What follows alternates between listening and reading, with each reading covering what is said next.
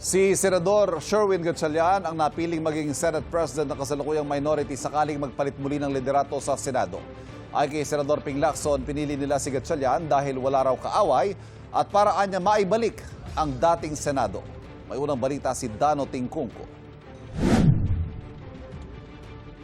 Solid ang 11 minority senators na iluklok si Senator Sherwin Gatchalian bilang Senate President ayon kay Senador Ping Lacson. Si dating Senate President Tito Soto Anya ang pumili mismo kay Gatchalian. Sana kung pagpalit tayo ng liderato, maibangon namin, magkaroon kami ng fresh start. Kaya nga napili namin si Senator Sherwin Gatchalian. At least fresh face at wala siyang kaaway. 11 kaming tumatayo ngayon at parang nagkaisa-isa, kulang na lang kami mag-blood compact na 11.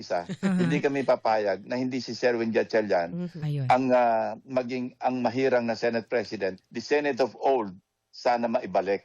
Sa ngayon, nasa 11 lang ang miyembro ng minorya habang 13 ang majority senators. Kailangan ng grupo ni Lacson ng 2 majority senators para makuha ni Gatchalian ang Senate presidency. Pero tumanggi si Lacson na sagutin kung may chance bang bumalik sa kanilang grupo sina Senator Pia Cayetano, magkapatid na Mark at Camille Villar at Senate President Pro Tempore Loren Legarda.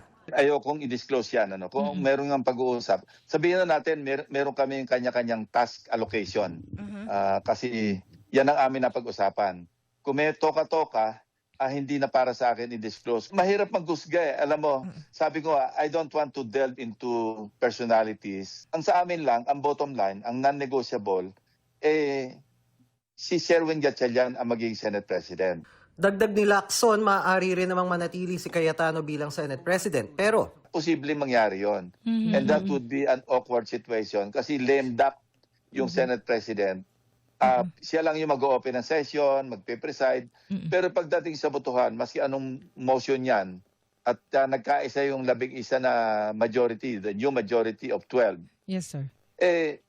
Napaka-awkward ng position ng Senate President. Parang kahiyahiya na yung kanyang posisyon. Nakatayo lang siya doon, nawala naman sa majority. sakaling maluklok si Gatchalian bilang Senate President, sabi ni Lacson, hindi problema na maging presiding officer ito ng impeachment court. Maganda nga anya na nakonvina ni Cayetano bilang impeachment court ang Senado. Paniniguro rin ng Senador, evidence-based ang magiging desisyon ng kanilang grupo kaugnay sa impeachment trial ni Vice President Sara Duterte. Ayaw naman magsalita ni Lacson sa ulat na may grupo ring nagtutulak na ibalik bilang Senate President si Senador Chis Escudero. Ayoko nang pag-usapin yon kasi yung usapan na yon hindi open yon. Kaya ayoko mag-disclose kung ano yung information na pag-usapan na behind the scenes or behind closed doors. Sabihin na lang natin na hindi lamang may naghahangad para mapalitan ng liderato. Ang sa amin, ang talagang primary o main concern naming 11, ibangon yung Senado. Patuloy naming sinusubukang kunan ng pahayag si Senate President Cayetano pati si Gatchalian at Escudero pero wala pa silang tugon sa ngayon. Ito ang unang balita, Dano Tingkungko, GMA News.